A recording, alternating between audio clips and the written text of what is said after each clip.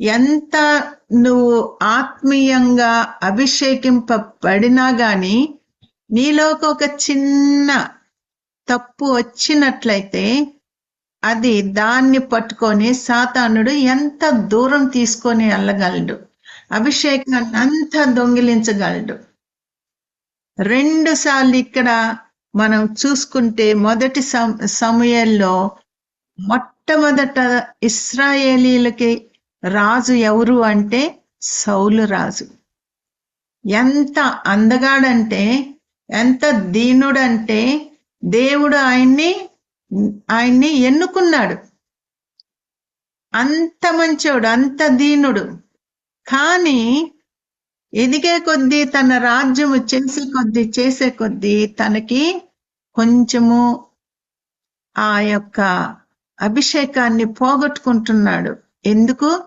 దేవుడు చెప్పినట్టుగా, దేవుని బిడ్డలు చెప్పినట్టుగా, సమూయేలు చెప్పినట్టుగా చేయడం లేదు. తనకి ఇష్టం వచ్చినట్టుగా చేస్తున్నాడు. నా ఇష్టము నేను చేస్తాను అన్నట్టుగా చేస్తున్నాడు. మనుషుల భయం వచ్చేసింది ఆయనకి. మనుషులు నన్ను వదిలేస్తారేమో, నా క్రింద ఉన్నటువంటి ఆ యొక్క సేవకులందరూ వెళ్ళిపోతారేమో అన్నట్టుగా సమూయేలు స్థానంలో తను ఉండి బలి అర్పిస్తాడు. అది దేవునికి ఇష్టమైన కార్యం కాదు. కాబట్టి అప్పుడు దేవుడికి కోపం వస్తుంది. సమూయేలు కూడా కోపగిస్తాడు. రాజు అని కూడా ఆయన అనుకోడు. చూసారా, దేవుడి సన్నిధిలోకి మనం వచ్చినప్పుడు ఎంత రాజువైనా సరే నిన్ను గద్దించవలసి వస్తే గద్దించాలా. సౌలుని గద్దించాడు. నువ్వేం మాట్లాడిన అవసరం లేదన్నాడు. అంత ధైర్యంగా మాట్లాడాడు సమూయేలు. ప్రవక్తలకి అంత అధికారం ఇవ్వబడ్డది. ప్రవక్తలు అంటే రాజులు ఎంతో భయపడతారు. దావీదు మహారాజు దగ్గరకు వచ్చి దావీదు మహారాజును కూడా ఆ పాపం చేసినటువంటి మనుషుడు నీవే అని గద్దిస్తాడు. కత్తి తీసుకొని తలకాయ నరికేయడానికి అధికారం ఉంది, కానీ అట్లా చేయలేదు. అవును ప్రభువా, నేనే పాపిని అని ఎంత పశ్చాత్తాపడతాడు. కీర్తనలు 51లో ఉంటది ఆయన పడిన పశ్చాత్తాపము. చూసారా, దేవుడు బిడ్డలు మరి గద్దించినప్పుడు తగ్గించుకుంటే ఉన్నతమైన మెట్టులోకి వెళ్తాం. లేనట్లయితే నాశనం అయిపోతాము. అదే ఈరోజు మనము చూసుకుందాము. 2 సార్లు అభిషేకింపబడినటువంటి సౌలు మాట వినకుండా తన ఇష్టానుసారంగా వెళ్ళిపోతున్నాడు. నాకు అన్ని తెలుసులే అన్నట్టుగా వెళ్తున్నాడు. ఒకరోజు మరి ఆయనకి ఫిలిస్టీయులు వచ్చి ఇశ్రాయేలీల మీద యుద్ధానికి వస్తున్నారు. అది మీకు అందరికీ తెలిసిన కథే. గొలియాతు, ఒకవైపు గొలియాతు, ఒకవైపు దావీదు కదా. అందరు ఎందుకు చచ్చిపోవాలా? మీ వైపు ఒకడు రండి, మేమిద్దరం పోట్లాడుకుంటాం, యుద్ధం చేస్తాం. ఎవరు గెలిస్తే వాళ్ళ తరపున గెలిచినట్టుగా అన్నప్పుడు దావీదు తన ప్రాణాన్ని కూడా లెక్క చేయకుండా మరి అంత పెద్ద గొలియాతుని దేనికోసం? ఇశ్రాయేలీలకు అవమానం రాకూడదు, నా తండ్రికి అవమానం రాకూడదు, నా ప్రాణం పోయినా సరే ఆ గొలియాతు తోటి నేను పోరాడతానని ఒక పట్టుదలతోటి వెళ్ళి ఒంటరిగా మరి తన ప్రాణం పోయినా సరే అని వెళ్ళి పోరాడి గెలుస్తాడు. గెలిచినప్పుడు మరి అక్కడున్నటువంటి స్త్రీలందరూ చాలా సంతోషించి వాళ్ళు ఈ రీతిగా గాన ప్రతిగానాలు చేస్తున్నారు. చూడండి, మొదటి సమూయేలు. ఆ స్త్రీలు గాన ప్రతిగానములు చేయుచు వాయించుచు సౌలు 1000 కొలదియు దావీదు 10,000 కొలదియు శత్రువులను హతము చేసిరనిది. ఆ మాటలు సౌలునకు ఇంపుగా ఉండనందున అతడు బహు కోపము తెచ్చుకొని, వారు దావీదునకు 10,000 కొలది అనియు నాకు వేల కొలది అనియు స్తుతులు పాడిరే. రాజ్యము తప్ప మరి ఏమి అతడు తీసుకొనగలడు అనుకొనెను. కాబట్టి నాట నుండి సౌలు దావీదు మీద విషపు చూపు నిలిపెను. చూసారమ్మా, దావీదు ఇంత త్యాగము చేసి తన ప్రాణాన్ని కూడా మరి లెక్క చేయకుండా వెళ్ళి పోరాడి గెలిచినప్పుడు ఈ సౌల్కి ఇంపుగా లేదంట. వాళ్ళు స్త్రీలు ఈ రీతిగా పాటలు పాడుతుంటే ఇంపుగా లేదంట. కాబట్టి నాట నుండి సౌలు దావీదు మీద విషపు చూపు నిలిపెను. ఇక్కడొచ్చింది ప్రాబ్లం. 2 సార్లు అభిషేకింపబడిన వాడు సంతోషించి తండ్రి, నా యొక్క రాజ్యాన్ని మీరు గెలవడానికి చిన్న బాలుడు వెళ్ళి బాలుడిని వాడుకున్నారు, ఈ బాలుడు ఎంత ఆశీర్వదింపబడినవాడు అని దేవునికి కృతజ్ఞతా స్తుతులు చెల్లించకుండా ఈర్షపు చూపు, విషపు చూపు నిలిపాడంట దావీదు మీద. ఏం తప్పు చేశాడమ్మా? ఏం తప్పు చేశాడని విషపు చూపు? ఆ యొక్క కుళ్ళు బుద్ధేంటి? మనకి ఎవరి మీదైనా గాని ఇట్లాంటి విషపు చూపు గాని వచ్చినట్లయితే ఎటువంటి భయంకరమైనటువంటి చీకటి లోపలికి వస్తుందో మనకి తెలుసు. ఇదంతా మీరు చదివే ఉండింటారు. ఎంత సౌలు అప్పటి నుండి కూడా ఎంత ఆ దురాత్మ వచ్చినప్పుడు ఎంత పిచ్చి పిచ్చిగా చేసేవాడంటే, మళ్ళీ ఎవరిని వాడుకున్నాడు దేవుడు? దావీదు తన యొక్క ఆ వాయించే వాయిద్యం తీసుకొని వాయించినప్పుడు ఆ చీకటి వెళ్ళిపోయేదంట. ఇప్పుడు సౌలుకి దావీదుని ఎట్లా చంపాలా చూసారా? 10వ వచనం చదువమ్మా. 18:10. కాబట్టి నాట నుండి సౌలు దావీదు మీద విషపు చూపు నిలిపెను. 10.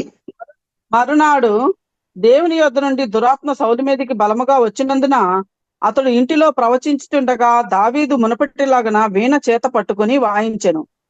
ఒకప్పుడు సౌలు చేతిలో ఒక ఈట ఉండగా దావీదును పొడిచి గోడకు బిగించుదుననుకొని సౌలు ఆ ఈటెను విసిరెను.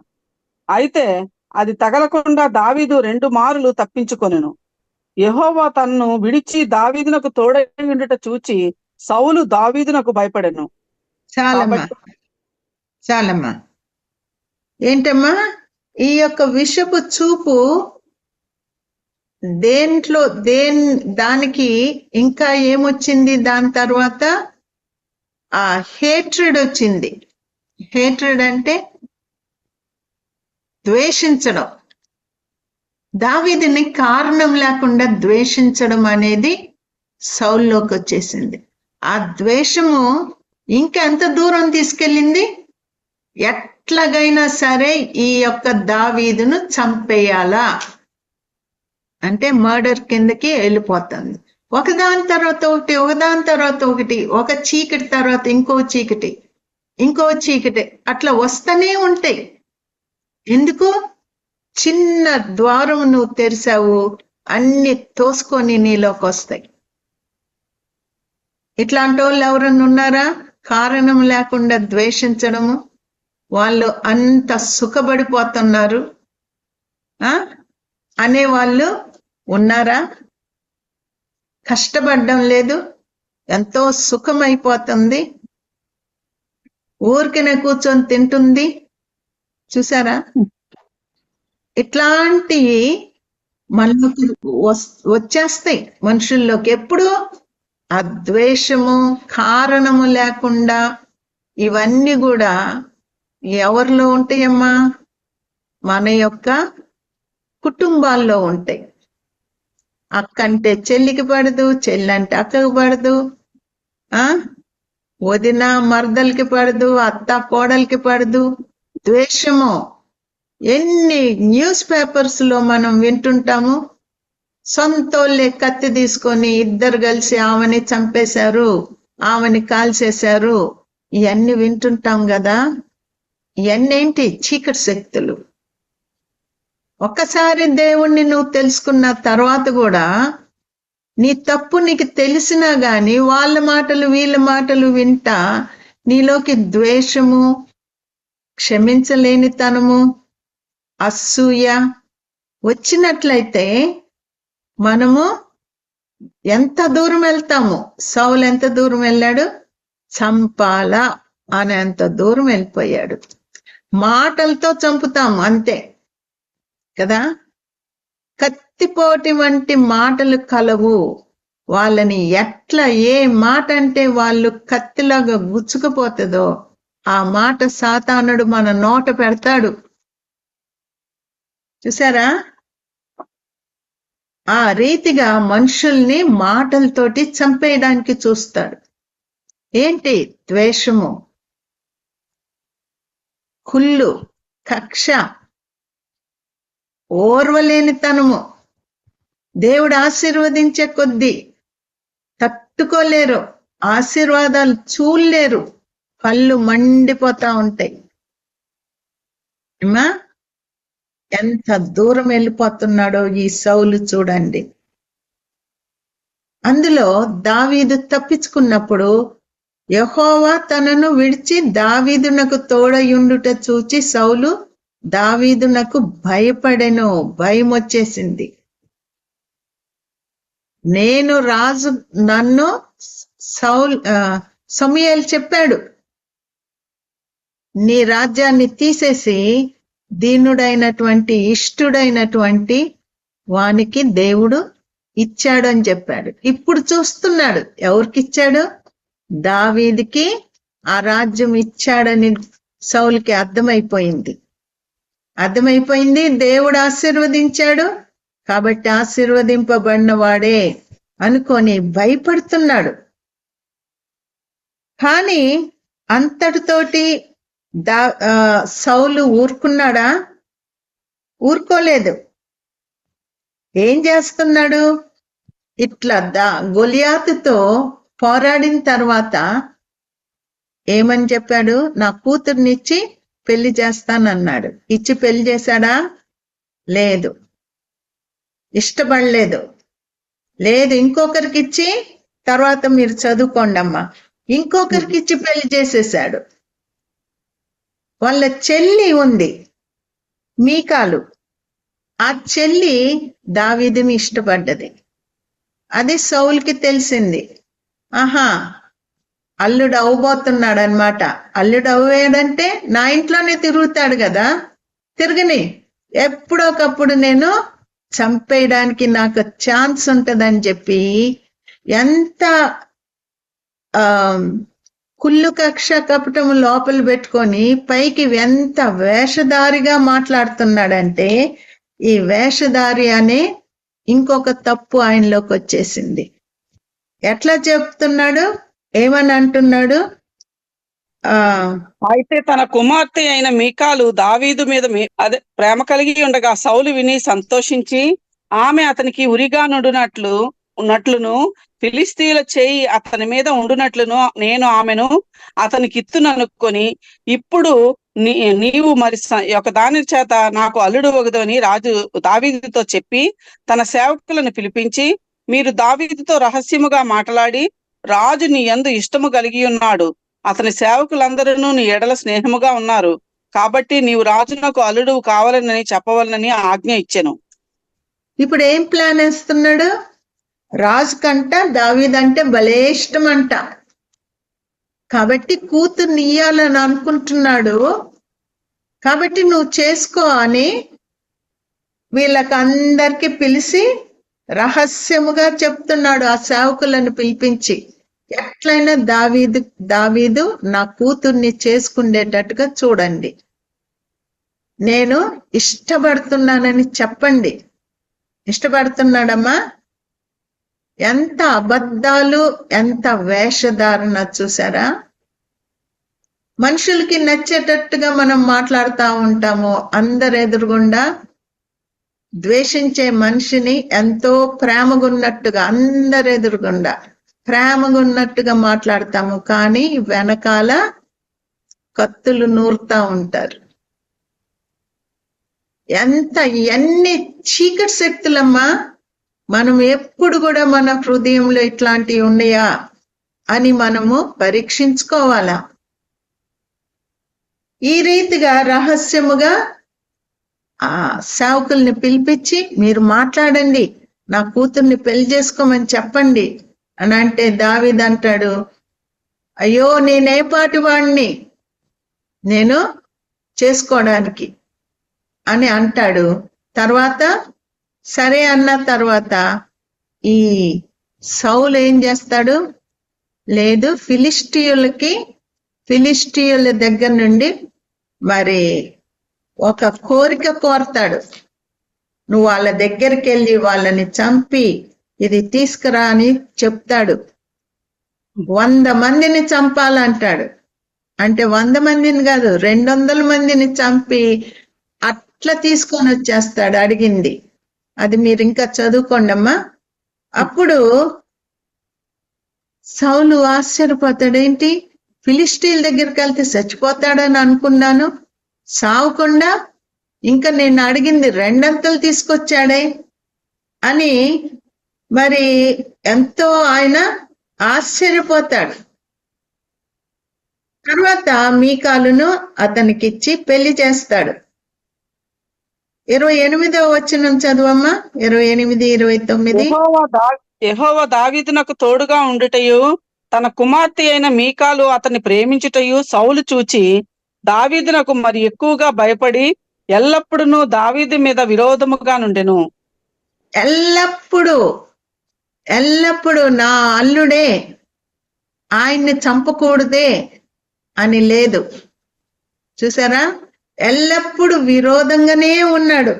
అస్సలు ప్రేమించలేకపోతున్నాడు. ఏం తప్పు చేశాడమ్మా? మేలు చేసిన వాళ్ళకి కీడు చెయ్యొద్దు. చేసినట్లయితే వాక్యంలో ఏముందంటే క్రూర దూత వెంబడిస్తుందంట అట్లాంటి వాళ్ళని. మేలు చేసిన వాళ్ళకి కీడు చేసినట్లయితే ఆ కీడెప్పుడు తొలగిపోదు, వాళ్ళ వెంబడి క్రూర దూత వెంబడిస్తుందంట. చూసారా ఎంత జాగ్రత్తగా ఉండాలి మనము. ఈ క్రూర దూత సౌలుని వెంబడిస్తానే ఉంది, క్రూరంగా ప్రవర్తిస్తానే ఉన్నాడు. తర్వాత దావీదు సౌలు కుమారుడు యోనాతాను ఈ విషయం తెలుసుకుంటాడు. తెలుసుకొని తండ్రితో మాట్లాడుతుంటాడు. 19వ అధ్యాయము 4వ వచనం చదువమ్మా. 4 నుండి 6 వరకు. యోనాతాను తన తండ్రి అయిన సౌలుతో దావీదును గూర్చి దయగా మాట్లాడి, నీ సేవకుడైన దావీదు నీ విషయములో ఏ తప్పిదమును చేసినవాడు కాక బహు మేలు చేసిన గనుక రాజా, నీవు అతని విషయములో ఏ పాపము చేయకుందువుగాక. అతడు ప్రాణమునకు తెగించి ఆ ఫిలిష్తీయుని చంపగా యెహోవా ఇశ్రాయేలీయులందరికీ గొప్ప రక్షణ కలుగు చేసెను. అది నీవే చూచి సంతోషించితివి గదా. నిష్కారణముగా దావీదును చంపి నిరపరాధి యొక్క ప్రాణమును తీసి నీవెందుకు పాపము చేయుదు అని మనవి చేయగా సౌలు యోనాతాను చెప్పిన మాట ఆలకించి యెహోవా జీవముతోడు అతనికి మరణ శిక్ష విధింపనని ప్రమాణం చేసెను. చూసారా, కొడుకు చెప్పాడు. చెప్తే కపటముగా ఏమంటున్నాడు, యెహోవా జీవంతోడు అతనికి మరణ శిక్ష విధింపనని ప్రమాణం చేశాడంట. చూసారా, అబద్ధ ప్రమాణాలు ఎట్లా చేస్తారు. ఒకదాని తర్వాత ఒకటి హీన స్థితిలోకి దిగజారిపోతున్నాడు సౌలు. ఏమన్నా అర్థమవుతుందా? ఆహా, ఏంటి దావీదును చంపాలా, ఇదే తన మైండ్ లో ఉంది. జీవముతోడు యెహోవా జీవంతోడు అతనికి మరణ శిక్ష విధింపునని ప్రమాణం చేసి తర్వాత ఏం చేస్తున్నాడో చూడండి అమ్మా. 9వ వచనంలో చదువమ్మా. 19:9. యెహోవా యొద్ద నుండి దురాత్మ సౌలు మీదికి వచ్చెను. సౌలు ఈటె చేత పట్టుకుని కూర్చుండి ఉండెను. దావీదు సితారా వాయించుచుండగా సౌలు ఒకే దెబ్బతో దావీదును గోడకు పొడుచుదునన్న తాత్పర్యము కలిగి ఈటె విసిరెను. దావీదు అతని ఎదుట నుండి తప్పించుకొనినందున ఈటె గోడకు నాటగా దావీదు ఆ రాత్రి యందు తప్పించుకొని పారిపోయెను. చూసారమ్మా, యెహోవా జీవంతోడు అతనికి మరణ శిక్ష విధింపనని ప్రమాణం చేసి కపటముగా మళ్ళా ఏం చేశాడు?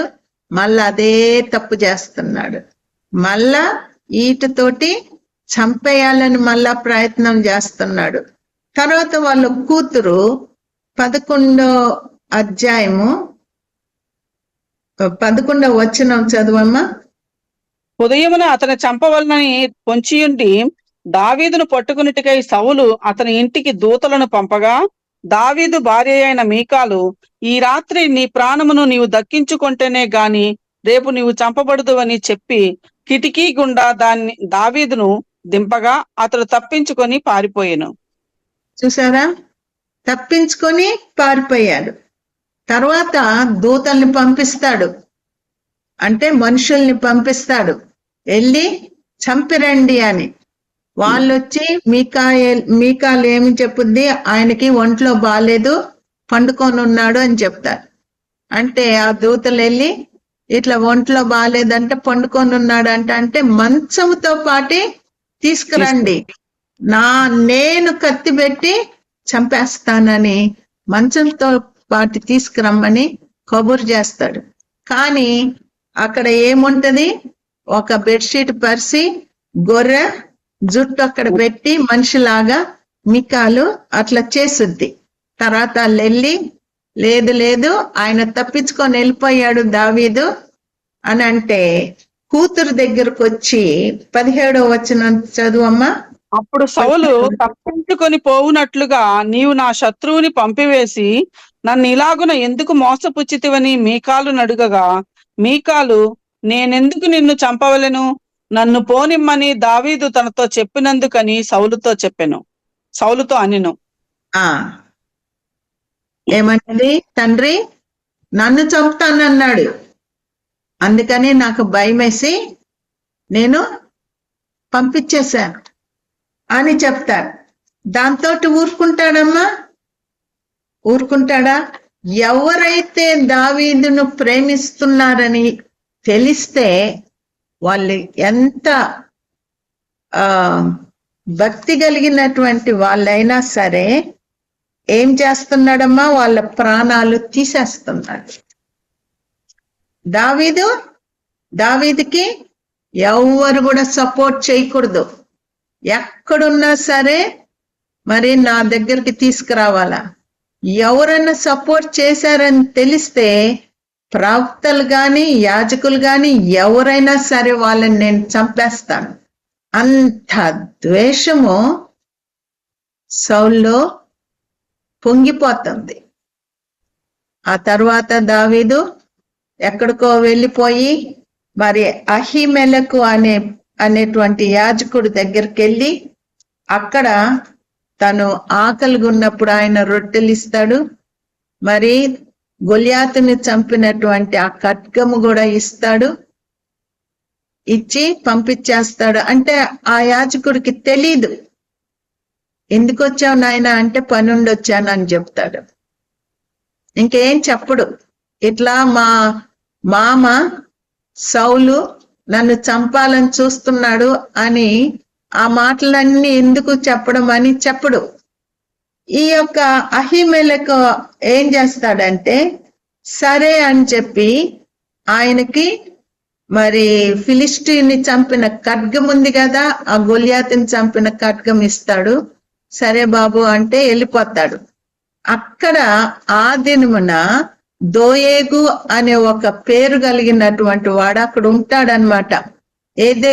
ఏదోమీయుడు అక్కడ ఉండి ఇదంతా తీసుకెళ్లి సౌలుకి చెప్తాడు.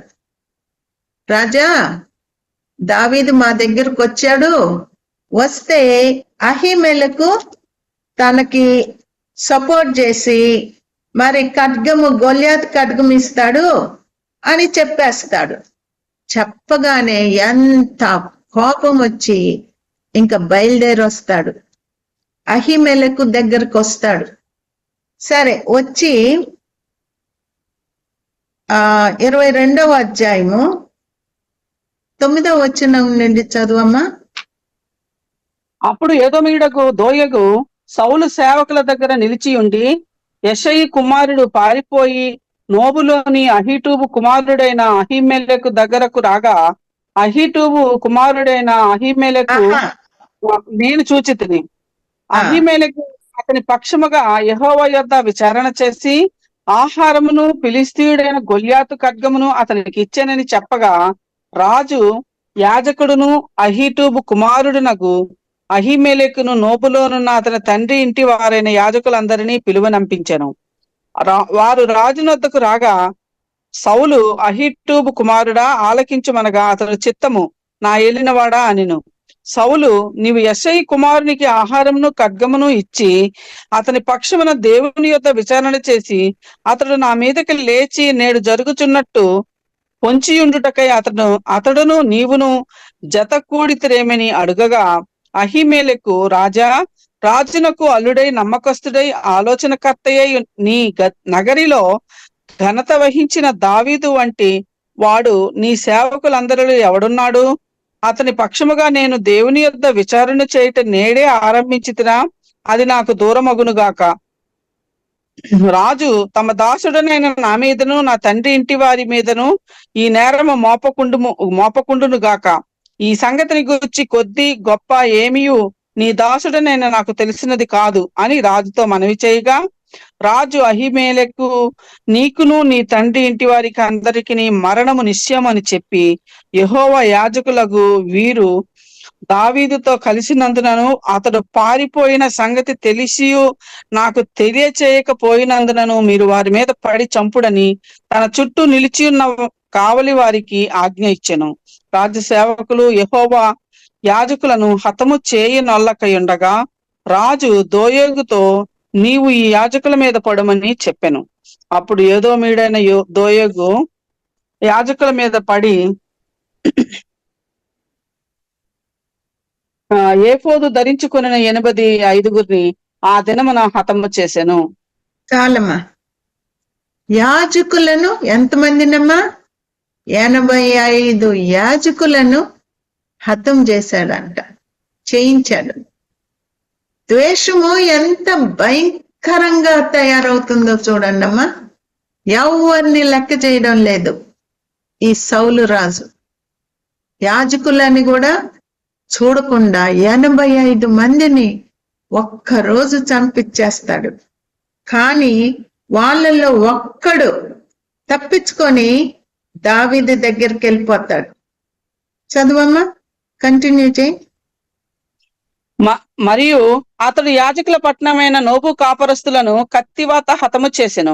మగవారినేమి, ఆడువారినేమి, బాలురనేమి, పసిపిల్లలనేమి, ఎడ్లనేమి, గార్ధబులనేమి, గొర్రెలనేమి అన్నిటినీ కత్తివాత హతము చేసెను. అయితే అహీటూబు కుమారుడైన అహీమెలెకు కుమారులలో అబ్యాతారు అను ఒకడు తప్పించుకొని పారిపోయి దావీదునొద్దకు వచ్చి, సౌలు యెహోవా యాజకులను చంపించిన సంగతి దావీదునకు తెలియచేయగా, దావీదు ఆ దినమున ఎదోమీయుడైన దోయేగు అక్కడ ఉన్నందున వాడు సౌలునకు నిశ్చయముగా సంగతి తెలుపునని నేను అనుకుంటుని. నీ తండ్రి ఇంటి వారికి అందరికీ మరణము రప్పించుటకు నేను కారకుడనైతిని గదా. నీవు భయపడక నా యొద్ద ఉండుము, నా యొద్ద నీవు భద్రముగా ఉండువు. నా ప్రాణము తీయుచూచువాడును నీ ప్రాణం తీయుచూచువాడును ఒక్కడే అని అబ్యాతారుతో చెప్పెను. చూసారమ్మా ఎంత కక్ష అంటే, బాలురనేమి, పసిపిల్లలనేమి, ఎడ్లనేమి, సమస్తము వాళ్ళకి సంబంధించిన అన్ని కూడా హతము చేసేసాడంట. చూసారా ఎంత ఘోరమైనటువంటి చీకట్లతోటి నింపబడ్డాడు. దీనికి కారణం ఏంటమ్మా? విషపు చూపు. ఒక చిన్నది వచ్చింది అంతే, దాని ద్వారా ఆయన పూర్తిగా ఆ విషపు వేరు పూర్తిగా అల్లుకపోయింది ఆయన్ని. ఇంకా బయటికి రాలేకపోతున్నాడు. ఏం చేస్తున్నాడు కూడా అర్థం కావడం లేదు. ఎవరు అడ్డొస్తే వాళ్ళని చంపేస్తున్నాడు అనుకుంటున్నాడు. పాపం ఈ యొక్క ఆ యాజకుడికి అహీమెలకి తెలీదు సౌలు రాజు దావీదుని ఈ రీతిగా ద్వేషిస్తున్నాడని తెలీదు. దావీదు కూడా చెప్పలేదు. కాబట్టి రాజుకు చెప్తాడు, లేదు మాకు అసలు ఏమీ తెలీదు అంటే అందరినీ పిలిపించి వాళ్ళందరినీ చంపించేసి వాళ్ళకున్న సమస్తము చంపించి ఒక్కడే మిగులుతాడు. అక్కడి నుండి తప్పించుకొని వెళ్ళిపోతాడు. దావీదుకి చెప్తాడు. చెప్పినప్పుడు అప్పుడు దావీదు, నువ్వు నా దగ్గరుండి నన్ను బట్టే కదా మీ వాళ్ళందరూ చనిపోయారు, అంత నష్టము కలిగింది.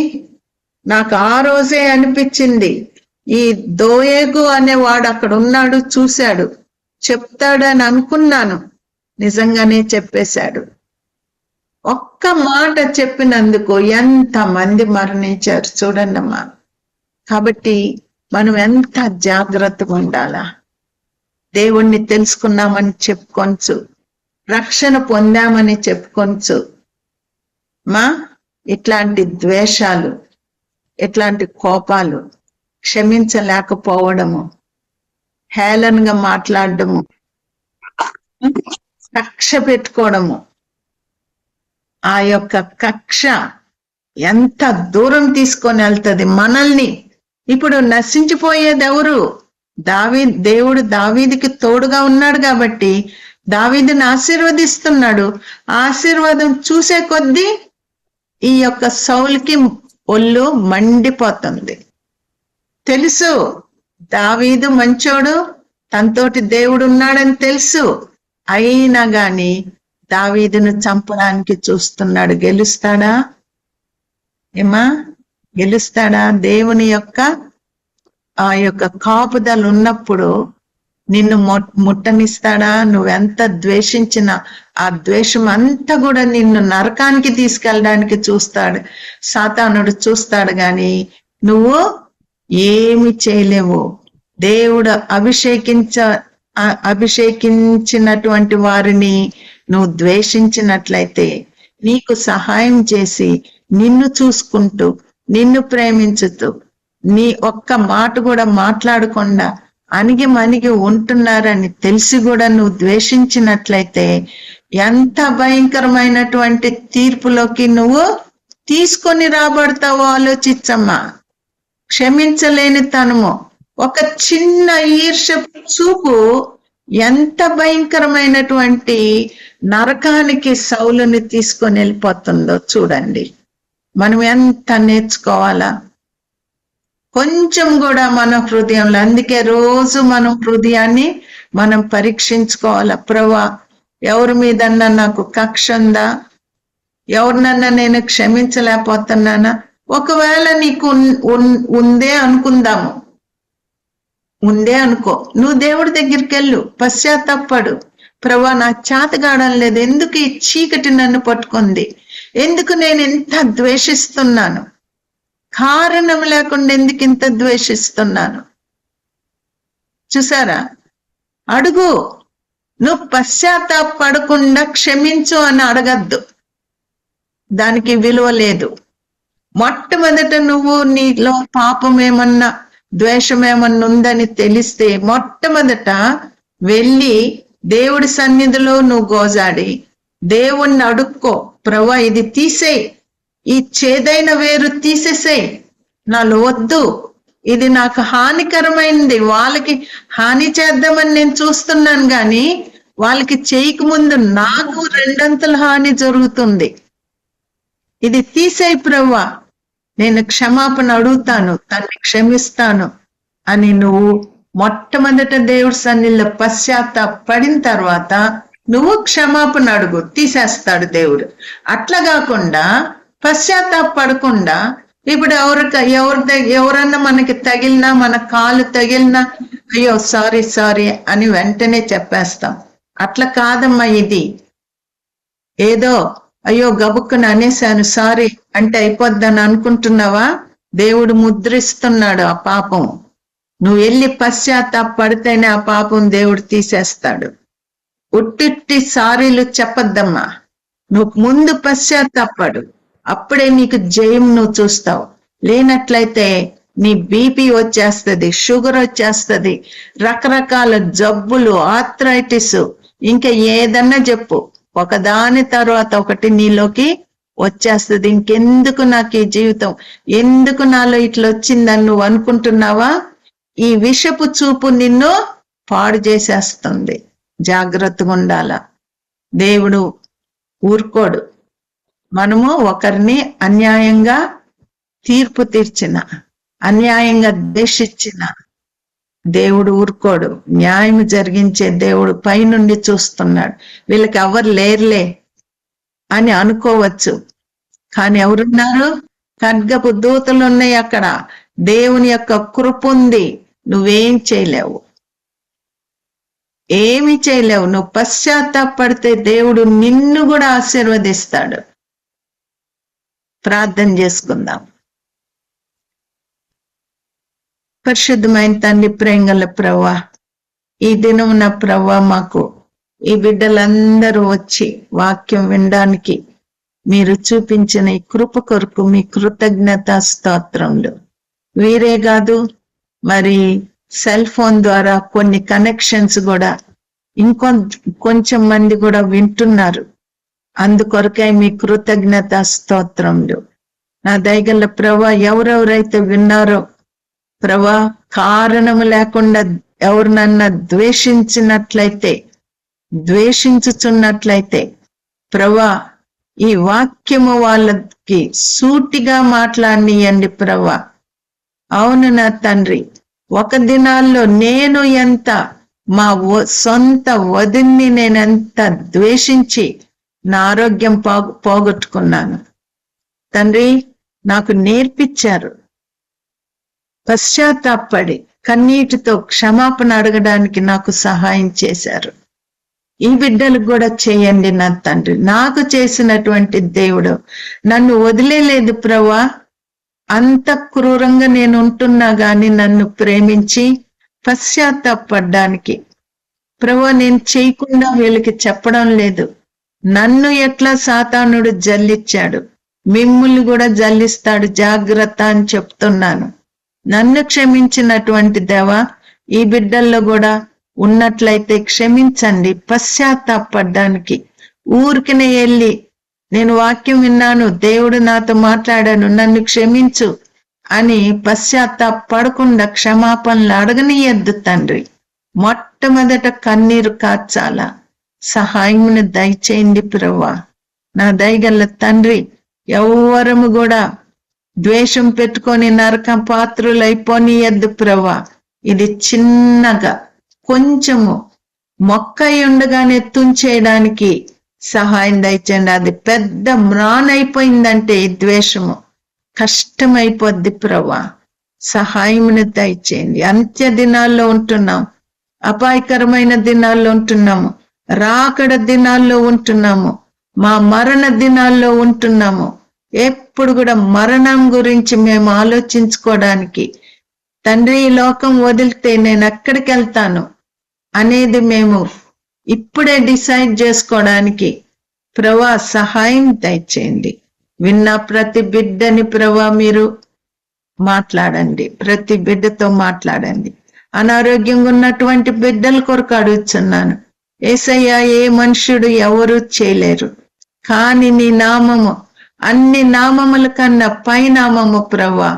ఎవరెవరైతే అనారోగ్యంగా ఉన్నారో, అనారోగ్యంగా ఉండి వింటున్నారో ప్రభా, నీ గాయబడిన హస్తంతో ఏ వ్యాధైనా సరే ప్రభా, నజరేయుడైన యేసు నామమున అది పోవును గాక, స్వస్థత పడును గాక. యేసయ్య, నీ ప్రేమ, నీ కృపను బట్టి వాళ్ళని ముట్టి స్వస్థపరచండి. ఏ వ్యాధైనా సరే ప్రభా మీరు ముట్టండి ప్రభా. ఎక్కడ వ్యాధి ఉన్నా అక్కడ చేపెట్టుకొని ఈ ప్రార్థన ఆలకించి ఏకీభవించేటట్టు చేయండి ప్రభా. ఎవరికి ఏం అనారోగ్యం ఉందో నజరేయుడైన యేసు నామమున వాళ్ళకి స్వస్థత కలుగును గాక. మీరు ముట్టి స్వస్థపరచండి. మీరు పొందిన దెబ్బల్ని బట్టి వాళ్ళకి స్వస్థత, విడుదల క్రీస్తు పుణ్య నామమున వేడుకొని ప్రార్థిస్తున్నాను తండ్రి. ఆమేన్.